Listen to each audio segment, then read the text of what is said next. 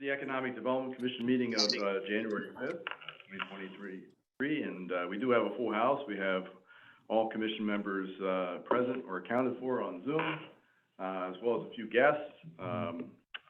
Without further ado, I want to wish everyone a Happy New Year, and, I'll turn things over to you, Kevin, for your remarks. Very good, Mark. Get into the agenda. Mark, thank you very much. And again, Happy New Year, everyone. It's good to have everyone here. A great, robust start, seeing, everyone here. We have a small schedule today that Mark is going to follow through with. Actually, I'll just kind of pass it right back to you, Mark. Okay. Well, the first order, I guess, would be to entertain a motion to approve the minutes of December 1st. Gretchen, thank you again for your help in putting those together. Excellent. I don't know if there are any comments or suggested edits to it, but otherwise, I'll entertain a motion. Good. Motion to vote? Yes, a motion to vote. Second? Second. All in favor? Excellent. Okay, good. All right. That's out And of the then way. the other, prime order of business, although I may have jumped the gun by reporting to the town clerk, I had forgotten that, we had postponed, the election of officers at our December meeting. A number of folks were absent, so I think we held that over to this meeting. But I guess the floor is open if anyone would like to, motion to, nominate somebody for chair and vice chair. I'll nominate Kevin to continue. He does a good job and always provides a lot of leadership, insight, and historical perspective. Thank you. Thank you very much. Does anyone else, I don't wish to take this away, does anyone else, have any commentary? Anyone else? Any other nominations? Is there a second to the nomination there? Okay. Any other nominations? Yeah, I'd say Steve actually has been terrific as the vice as well, so I might suggest that he take that position. If anyone else have any suggestions on that? Motion for that? Second to that as well. Excellent, great, excellent, okay. Okay, we can move to a vote unless there's other nominations on the floor. Well, So this is the existing slate of officers. Exactly, okay. Nominate the chair and vice chair for another term, based on their successful track Michigan record. Congress could call us to Charlottesville now. Yeah, that's right, that's right. Well, there we go. So all in favor? Excellent, very good. Super. Yay.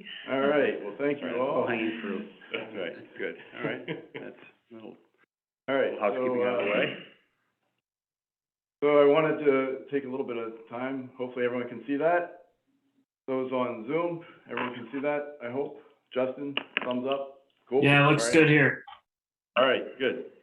So I just wanted to go through, this past year and kind of cover some of the highlights. I did provide a written report, some of which is, encapsulated in the, I guess it hasn't gone out yet, but Friday, the first selectman usually puts out a newsletter that, covers the prior year in terms of some good news, the highlight, from all the departments. So I'm sure some of this you may see again on Friday if you get the newsletter, and hopefully all of you do.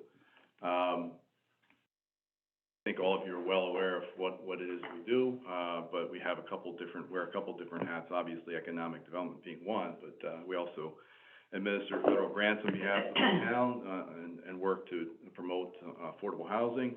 I serve as staff, not just this commission, but the Affordable Housing Committee, and possibly also the Arts Commission, which is something that was just passed this past year through the RTM. So New Orleans creating an arts and cultural commission here.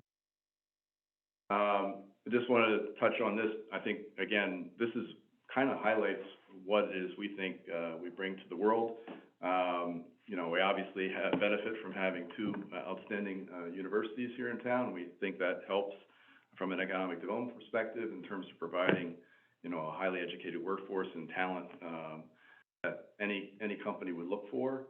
The access obviously being located on the I-95 corridor with rail access and 5 international regional airports to choose from.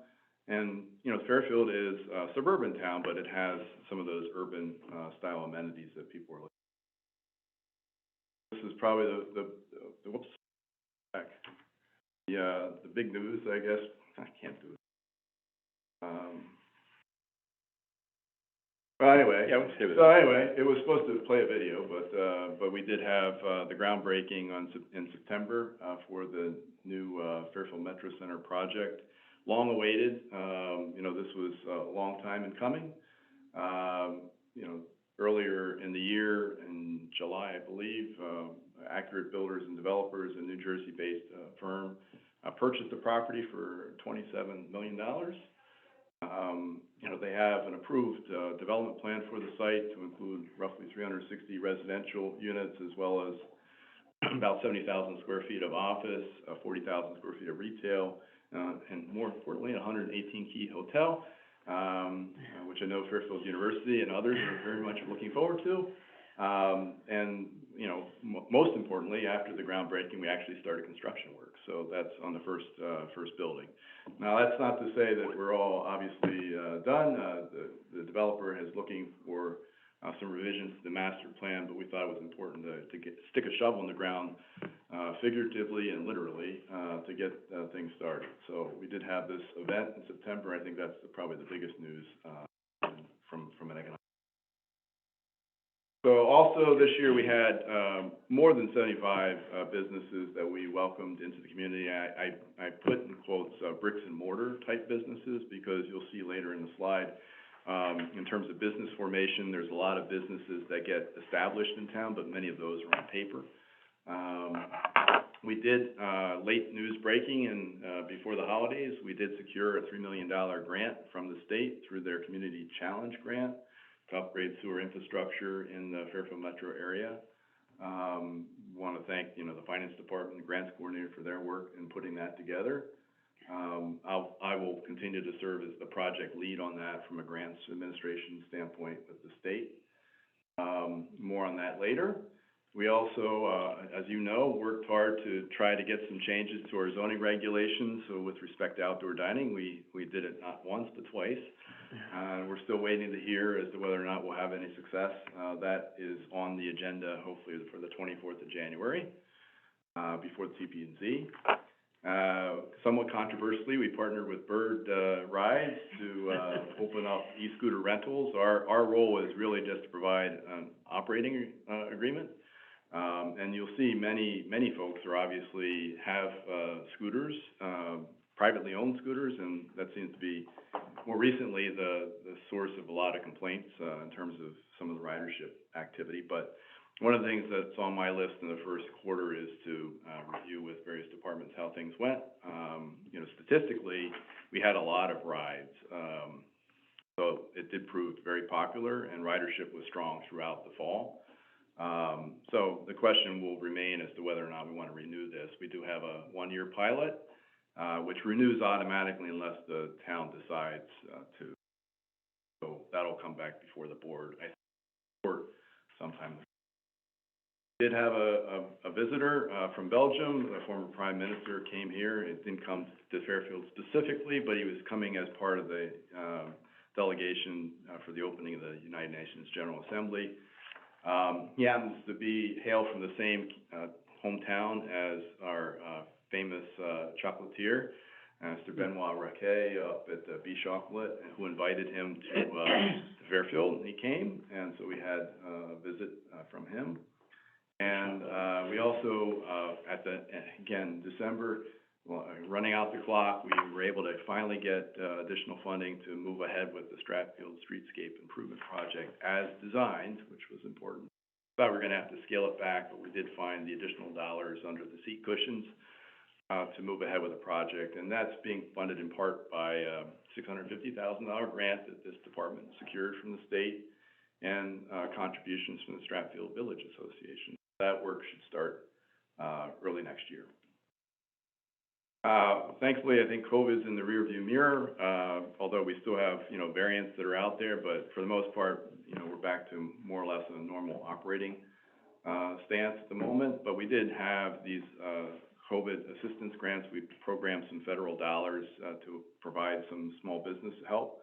And this was particularly helpful at the outset of the pandemic, when some of the other programs hadn't fully kicked in. Some of the small businesses were having difficulty accessing PPP and EIDL and all the other alphabet soup programs that SBA put forth. We did eventually provide assistance to 82 businesses. And why I left this on here is we still have, monies left, in this program and another pot that we have available to commit, which are devoted to pandemic-related help. So, again, there might be a conversation with this commission as to what can we do to assist the small business community in terms of providing resiliency to not just the COVID pandemic, but future episodes like that. From a labor force perspective, our labor force has stayed pretty constant, about 30,000 workers. Where we see slight upticks when people re-engage in the labor force, and we see a corresponding uptick in our unemployment rate. But it's surged up to 30,000. But more importantly, we draw from a labor pool of a quarter million people within 25 minutes of our downtown. Our unemployment rate stays pretty much in constant and lower than what we see at the national, state, and regional levels. But you obviously see the big uptick, particularly in the national unemployment rate with the COVID pandemic, and then as people have regained mostly full employment over the last couple. Can you include, Yep. contract workers? So like when, for instance, if Fairfield U and Sacred Heart are building huge arenas, Yeah. obviously for a couple of years, there's a significant uptick in labor Yep. and contract workers. Do we include that? This is drawing from census data, and it's based on people that reside here, Okay. as opposed to, maybe the people that might People be coming coming. in. Yep. But I don't know exactly how they treat contract workers. Well, probably to the extent of what town they belong to. Yeah, It would be but the attachment to it, Yeah. but I agree. if they lived in Fairfield, Right. then yes, it would contribute. Yeah. I think you'd probably drill down a little bit more and probably, tease out that Yep. number. Mhm. Management, finance, IT, occupations tend to predominate in this area, very highly educated workforce. And actually on a per capita basis, more, folks, professionals in Fairfield than New York on a per capita basis. I was gonna comment, my company's essentially a tech company, so we've been anticipating like a lot more people available in tech. Yeah. And you saw like that today, I think Salesforce announced that they're reducing by 10% or something like that, and Amazon's laying people off. But if there's any upside or downside, my company personally is based in Cleveland. They are looking at it like they've had a hard time filling coders and that sort of position. They see it as opportunity, so I don't know if that does anything we're not too tech dependent. I don't think we're as tech heavy as other places, but we certainly leaned into it a little bit in terms of promoting Fairfield as a business destination, in terms of a highly educated component, and certainly, mining some of the talent coming out of the universities locally is helpful. But I think that's really part of our marketing strategy, is to show that we, I don't think it's it's a very highly educated, highly productive workforce here in terms of college. And we're unsure as to how the whole, work from home thing will, Yeah. I was just gonna say that. will end up settling. Obviously, we're gonna see an increase in number of people, and employers are now being more, at last too, as to whether or not there'll be more. I think it is Accepting of that. persistent, like it's gonna be hybrid, like it's. I think it depends on, I think right now it's a pretty hot, for certainly certain careers and occupations, it's hard to find people. So I think, if you have a good person, you're gonna probably bend over backwards and figure out how to make it work, even if that, provides for hybrid or remote. If they're producing, then why not? Right. Right? Right. So, and I suspect as a suburb, we would be the benefactor of all of that. Yep. I do wonder if there's an opportunity with more startups as people like leave and like, hey, now's my chance. I get We my definitely have seen an uptick of that, which is, you often see that in a downturn, in a down economy, as people get downsized not by choice, and they choose that opportunity to, they can't find gainful employment elsewhere to start a business. But we have seen it more recently with, as we went out of the pandemic, people choosing to start a business, because of a lifestyle change. They just want to. we have seen an uptick in that activity. So have we been trying to lean into that concept, like get in front of that? Yeah, I think so. I mean, there's a limit to what we can do with the staff resources that we have. Yeah. But we try to leverage our partnership, not just with like the chamber, but we have other groups that Right. provide one-on-one counseling, whether it's SCORE or SBA or Small Business Development Center, or Women's Business Development Center. So all those organizations can provide and help with small business creation activities. Back to the pandemic funding, is there a way to shift those funds or consider shifting what's left of Absolutely, those funds? yeah. Back into helping startup?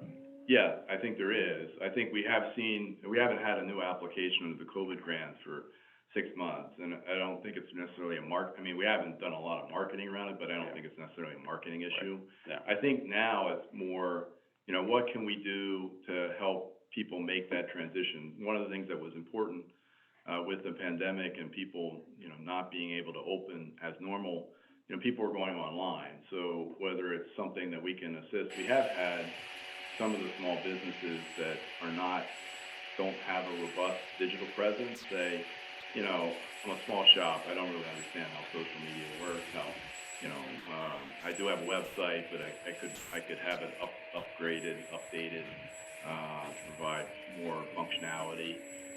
Is that something we can, either by providing funding support to, provide for more digital presence or providing training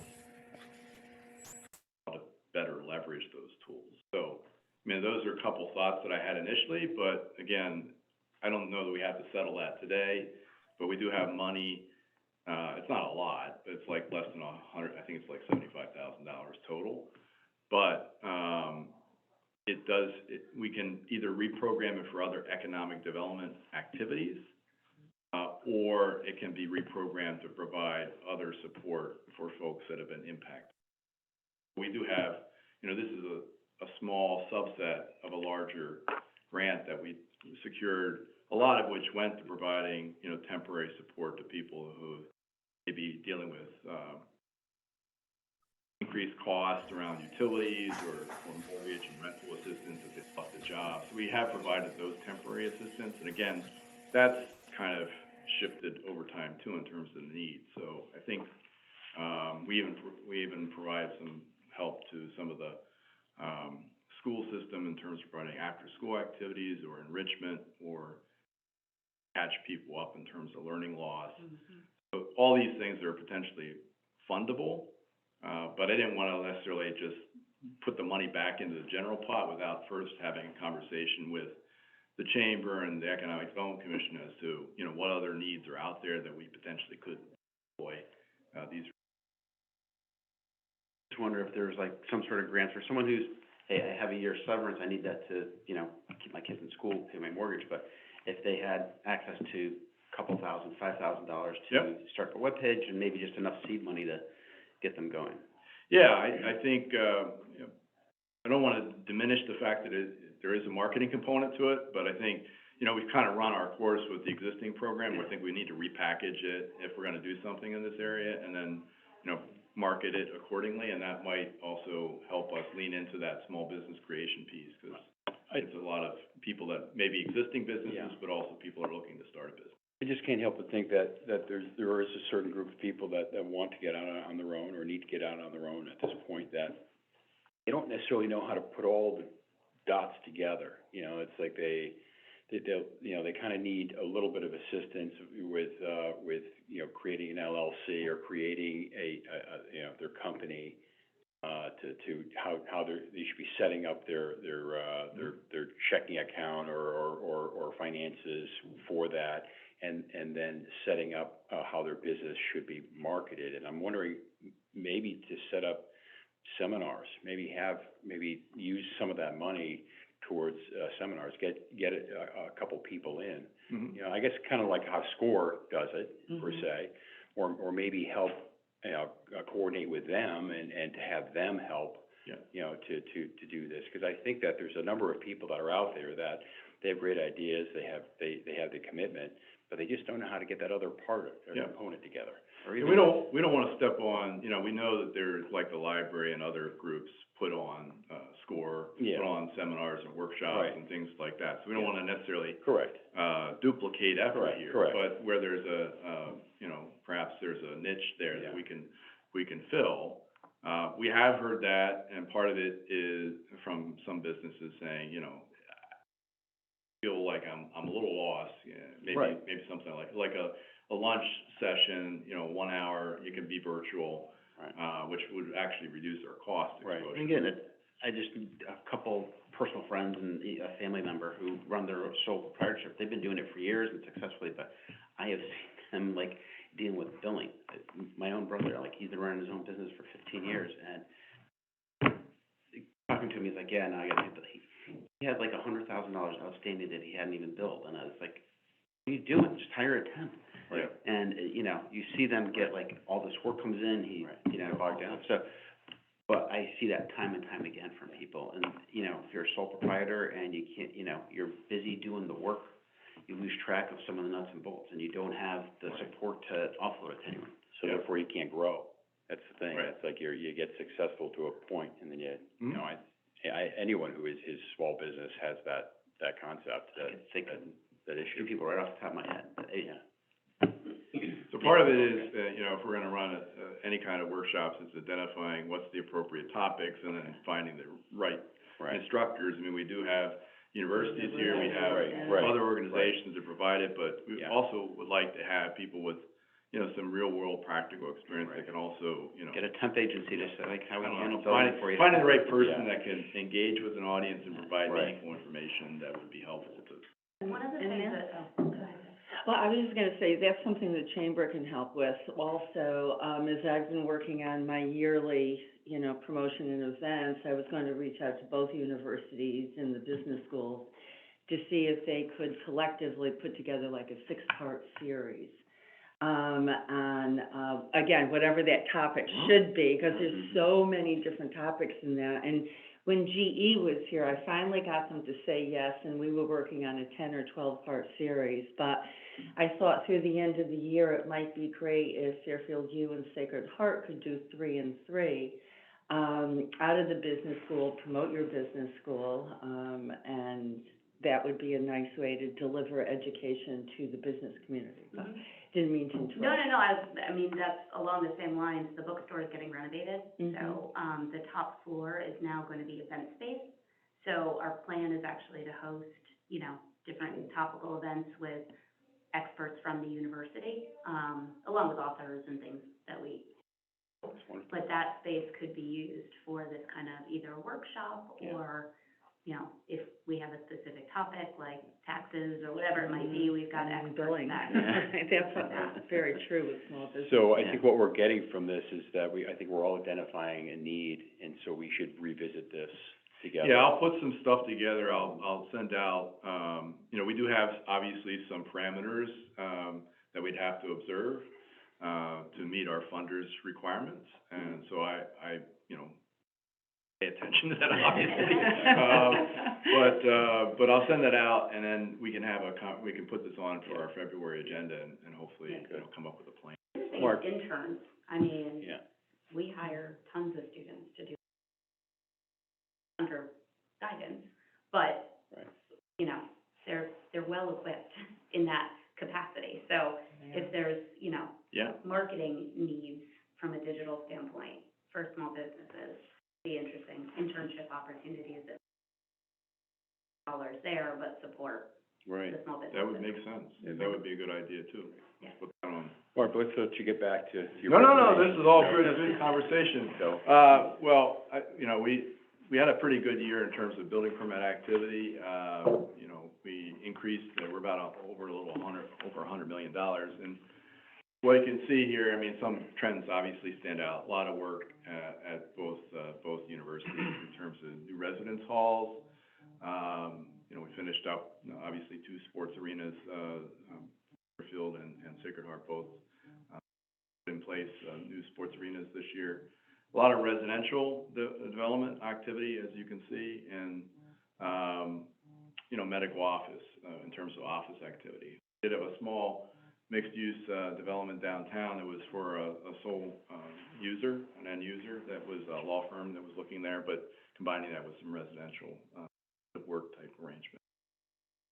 And then we finally got, 40 Hillside, the veterinary hospital approved, and he promptly pulled a building permit for the foundation, Good. so Good. we're moving ahead with that. Good, good. This was the other thing, I include this because, you know, every year I get jazzed up because,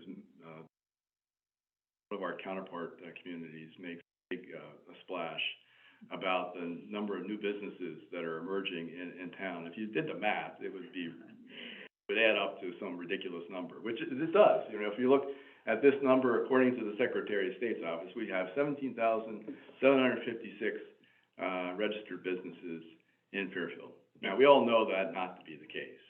So a lot of this, obviously, is paper LLCs that are formed for purposes of holding, investing, and owning real estate. But you can see in terms of relative activity, you know, there's a huge drop-off, obviously pandemic-related in terms of new business filings, but that has rebounded. I was just, the article was in the paper the other day, and I've gotten questions on it before the RTM is, you know, hey, how come this community has had, you know, 500 new businesses? What are you doing? It's like, well, if you look at the numbers, we've done 700 for that same period of time, but, you know, Just say it. just say it. Since you brought it up. So I did include, that community in this list, just to show relative. Right, okay. I will remain unnamed, but they make a big splash every year. It's in the paper. Mhm. Hey, we've welcomed 700 new businesses in town, or 500 new businesses in town. Also, you know, I think I've covered these statistics before, but relative, I mean, we have a fairly small sub-market here, relative to some other areas, but, you know, there is a lot of office space on the market right now. This is just looking at office, and over a period of time, you know, obviously Fairfield County, 39 million square feet of total inventory, 30% vacancy, 31% vacancy as of the third quarter of 2020. Relative to where we're at, we're very comparable to Westport, at 16%. And if you look at the fourth quarter, which I just did, you know, going into the new year, we're at about 11% on office overall, 10% on office overall, including all classes. So I think, you know, generally we perform, but the big takeaway here is, in terms of looking at new office development, it's gonna be hard to do that, given the amount of office space on the market, some of which is well-positioned. You know, New York is the center of all business activity in this area. You know, the closer you get to that, obviously in the Sanford Central Business District, when they're looking at vacancy rates of 33%, it's kind of hard to see new office development occurring here unless it's driven by a particular need, like a Regional. Yeah, a person that happens to live in town, wants to have his business here in town, you know, that might be a good. More than 2.5 million square feet. We've seen a lot of housing production activity. What has changed over time is the type of housing that's being produced. And this shows that, you know, we've seen more of the larger apartment style. We didn't have any, so we're starting from zero, essentially.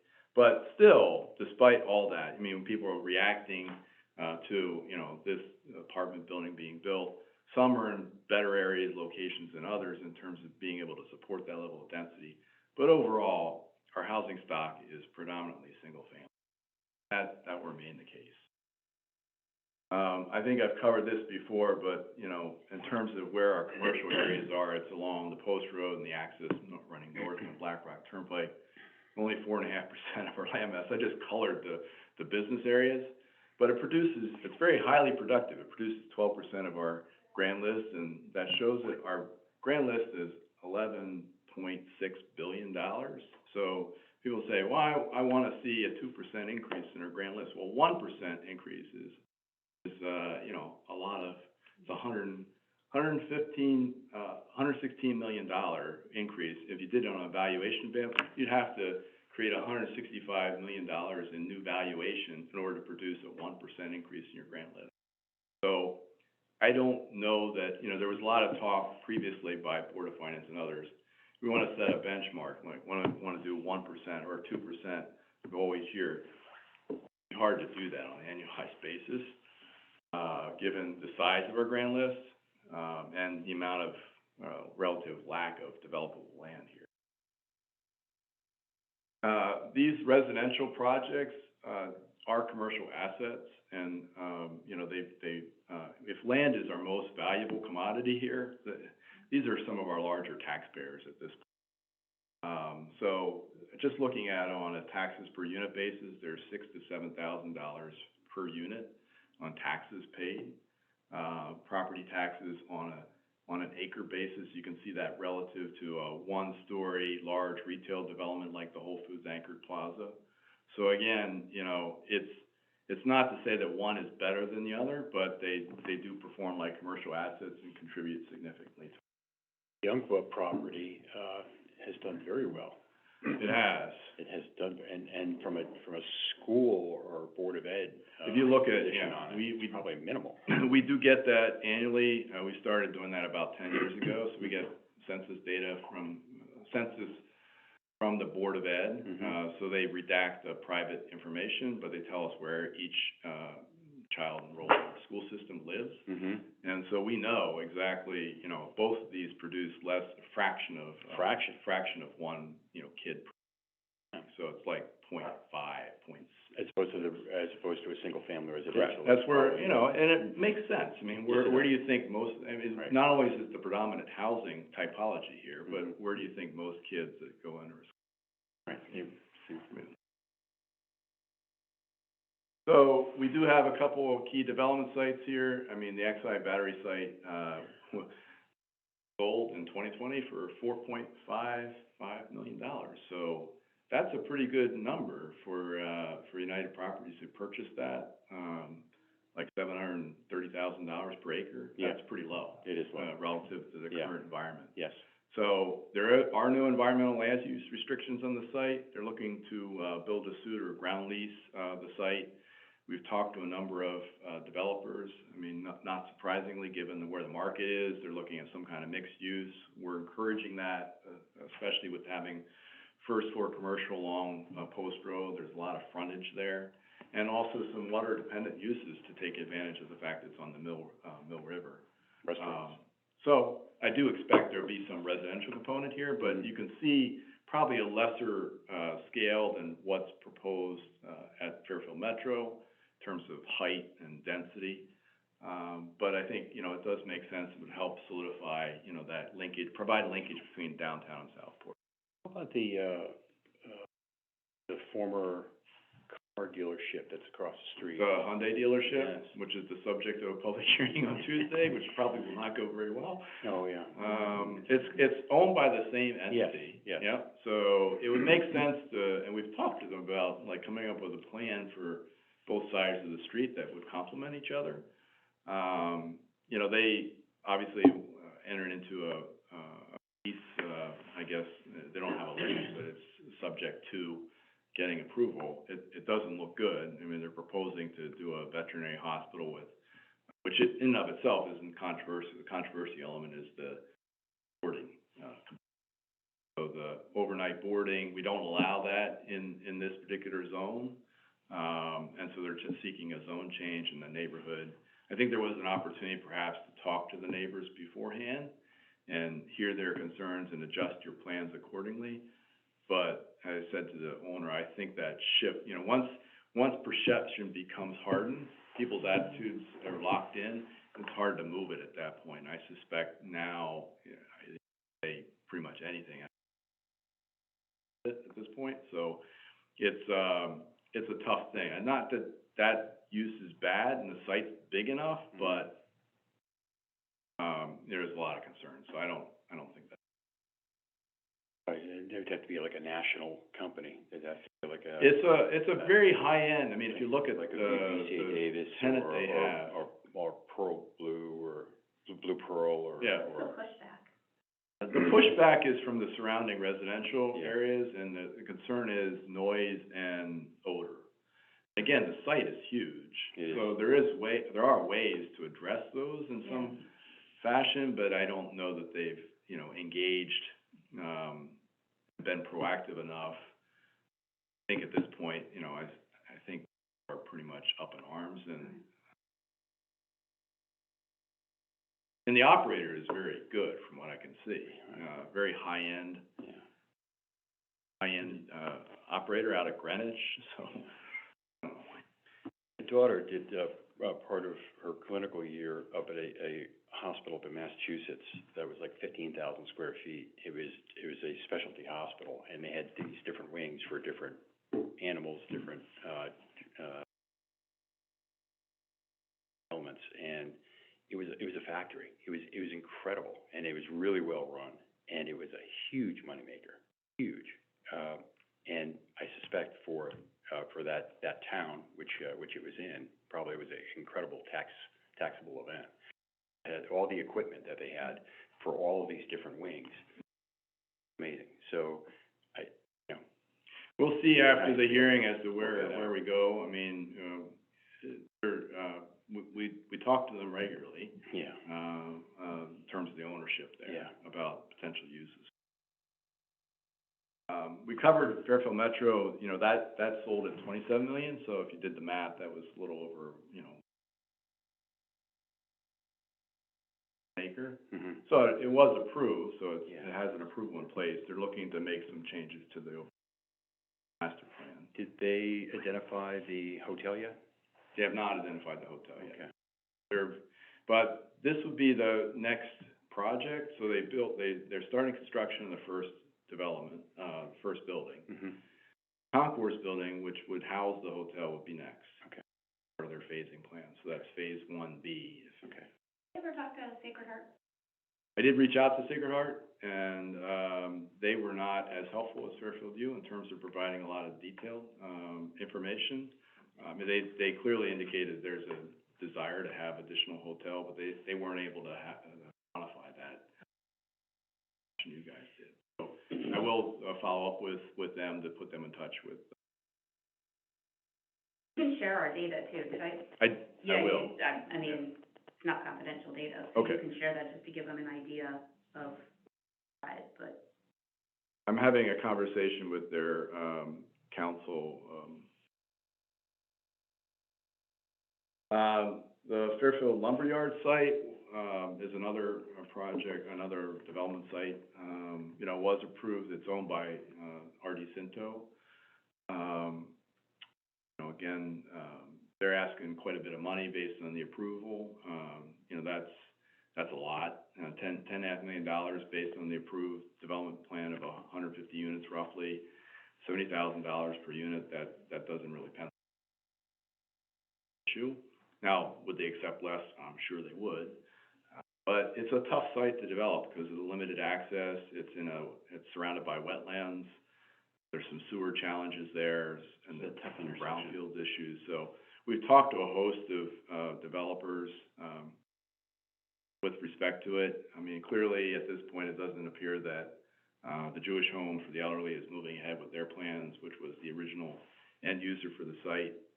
So I think it's a good location for some additional housing, particularly age-restricted housing, given its proximity to downtown. But there are some challenges, so we'll continue to work through that. This one also has been long on my list because it's a brownfield site sitting between the train station and Black Rock Turnpike. It's about 5 acres. The owner of the property lives in Florida, is pretty advanced in years, and efforts to marry him up with a developer have not gone well in the past. Interesting, like kind of out of the blue, a representative of his approached me earlier this year and said, "Hey, we're looking to clean up the site." And I was like, "Well, that's great, but why would you be cleaning up the site? Why don't you sell the site to a developer who would clean that up as part of the overall development plan?" Mm-hmm. "Oh, we're interested in doing that." And so I have a couple developers that you should talk to. So we put them in touch. They have entered into contract with Post Road Residential, which is the developers of the Anchorage, Andy Montelli and his group. Andy lives in town. We know he does quality work, and they've come to an agreement. And they did a pre-application with planning and zoning. In November, it went very well, I thought. There was a lot of good positive feedback. Again, heavily residential, but they're looking to do some mixed use. But the area, if you see the site, there's not a lot of frontage on Ash Creek Boulevard. So it's kind of, so we have to take advantage of that, piece. There's a piece, this corner here actually, actually is in a flood, it's a flood zone, so it limits development there. So, you know, I think they did a nice job with Feinfeld Architects to come up with a plan that the commission reacted positively to. So hopefully that'll move forward this year. And then lastly is my other albatross. What's left of the Handy and Harman, facility at 333 Grasmere. It's nominally 9.5 acres, but, you really only have, 3 acres, maybe less, to develop, because a lot of it is wetlands. And it's all very, very dirty, because this was a metal processing facility, Handy and Harman, for those of you who remember it. It's where Whole Foods is now located. But this was where they took all their waste, wastewater, waste streams, went to this part of the site. So it's down gradient. So you can imagine, this is not the cleanest site. You know, Handy and Harman still exists as a company. There's a holding company that, Steel Partners, that owns the site. But and they're a publicly traded company, so they're not anxious to quantify what the liability is here. So they're taking their time in terms of doing the remedial investigation, and DEP, being short-staffed as it is also not pushing it as aggressively as we'd like. But what drives these things typically is an end user. So if we can identify an end user that's willing to take on the challenge of the site, and we've had a couple different approaches, but it hasn't worked out. So Steel Partners isn't actively marketing the site, but I do have stay in touch with them and get inquiries from people. So far, none have panned out. That's kind of a rundown as to. Mark, I think that's it. if you can go back to that for a second, can you do that? Yep.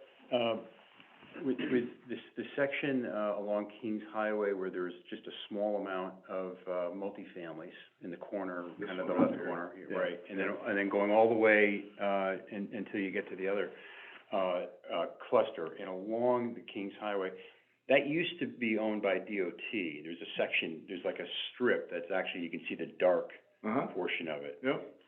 Is that still DOT property, or? I'd have to look, but it's possible. Yeah. Because they're. Especially this is along the rail line here. Yeah, so, I mean, this is in a hole too, so that's part of the issue. So in here, this used to be DOT Oh, yeah, property. yeah, I'm sure it probably is. And, and then, you know. Part of the is it- highway. I mean, if this is the low spot in here, is there a possibility of trying to find what is the clean around here to expand and get this wider?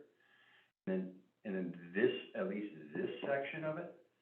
That's probably the worst section. That's where the Turning Creek is there. That's the wetlands. So that's water right there. The developable portion is actually the portion that fronts Over here. Grasmere, where that, blue arrow is. So, I mean, I guess the question is there just a way of piecing off and developing a section of it, like calling a piece of it clean, and then, you know, Well, no, it's like it's an elephant, so try, take a bite at a time. I don't think the DEP would let you do that, but it seems like Like- it's not, you know, we go through this long process of investigating and determining what's the ecological risk. Right. And we all know how we're gonna clean up the site. I mean, it's not a mystery. At some Right. point, they're gonna cap the site, they're Yeah. gonna do some extraction of groundwater that's Right. contaminated. Right, We're gonna call it a day. right, So, to me, the sooner we get to the point where we actually come up with a remedial plan that makes sense, yeah.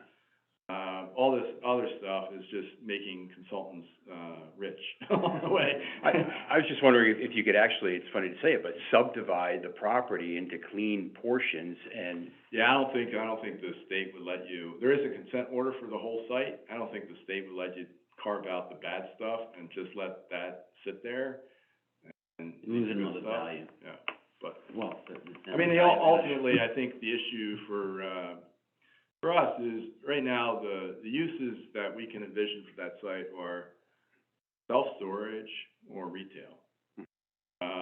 And neither one, on its own, I don't think are exciting enough to provide from, tax or job creation benefit to get the state all jazzed up. and probably don't yield as much, money, to offset what are the cleanup costs. Now, this company has an obligation to clean up the site, so it's just a question of, I think, getting us to the point where, they do what our approach has been to kind of push DEP to, you know, put this Well, I on mean, their they've gotta be out of there 30 years. Yeah, well, it's following the same trajectory as Exide. So Exide, took us, you know, 4 decades to get to the point where it's available for Because development. attorney fees are less expensive than actually doing it. And that was with the Problem. company, that was with the company over the last, you know, 2 decades of that, was interested in getting the site cleaned up. They wanted it off their balance, sheet. They wanted it off their books. So they did what had to be done. Here, I don't sense the same level of engagement, level of interest in doing that. So I think, I'm just surprised the state can kick it along for that long. I understand I think the issue for them is they have much dirtier sites everywhere else, and the squeaky wheel gets the grease. So we've been trying to make this squeaky, but, again, I think if we had a more exciting, end development plan and developer in tow, it would be a different conversation. I'm not sure it would be it would be a little faster, but still frustratingly slow. Right. All right. Mark, the idea of coming from a mom of 3 whose second job is to carpool at night. Yeah. In sports, Chelsea Piers, We those looked at kind that, we tried, facilities, which yeah. would also help with field space. so we tried, we thought when the cinemas went out at, where BJ's is, Bullards Square, we thought that would be a good site for that. It's a 150,000 square foot building. BJ's occupies a good piece of it, but nowhere near, all of that, obviously. That's like 40 or 50,000. So, but they had put it on the market, and then BJ's is very profitable there, so it doesn't appear they're going anywhere, and all the other development plans for that, and had to find a place for BJ's, and that wasn't happening. So the interest I had and it's a very expensive site, so it just wasn't penciling out. There had been a lot of interest over the years, and that was a site we were thinking about.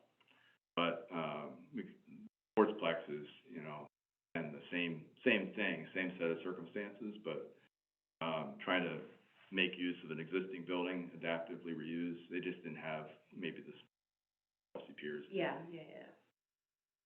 If they had a pool, I mean, there was a conversation about having a pool.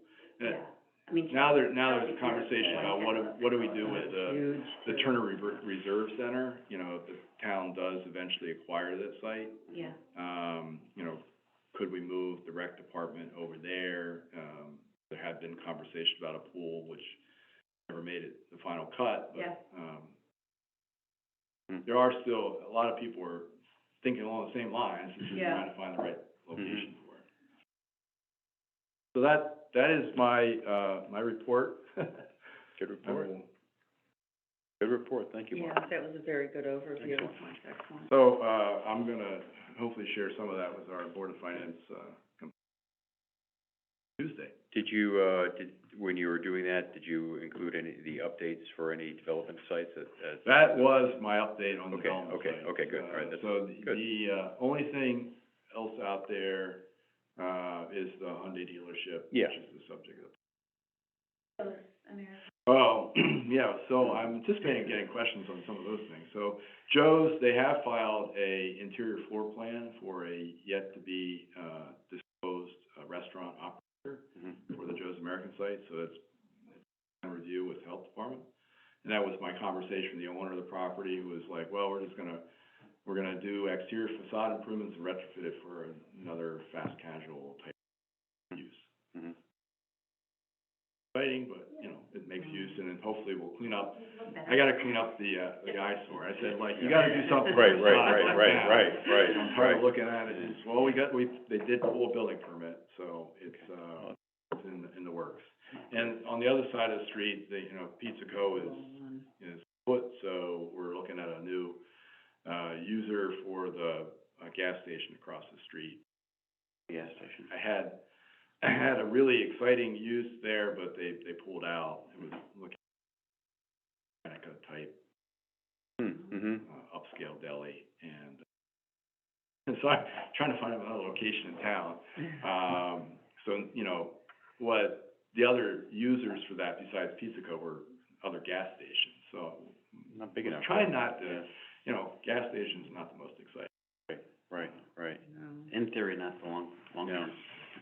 So, any other thoughts or questions on other sites still? On that, so, Beverly, would you like to share some items with us? Yes, Thank you. so, as you may remember, the Chamber in January historically holds an economic outlook breakfast. Mhm. And with the merger and acquisition of M&T coming into town, so to speak, it's been a little slow to identify a date, but they have given us a February 1st date on that one, and it will be up in Brooklawn. I'm just waiting to hear back from Brenda to make sure that she has availability on that day. Mark is available. I'm always available for you, Beth. Oh, thank you. And Wow. I'm looking at this and I'm going, oh my God, it's definitely gonna be part of the presentation for the economic outlook. I'll be happy to share my slides with Beverly. I mean, with Brenda. Mhm. Right, exactly, and she'll pick up from some of that.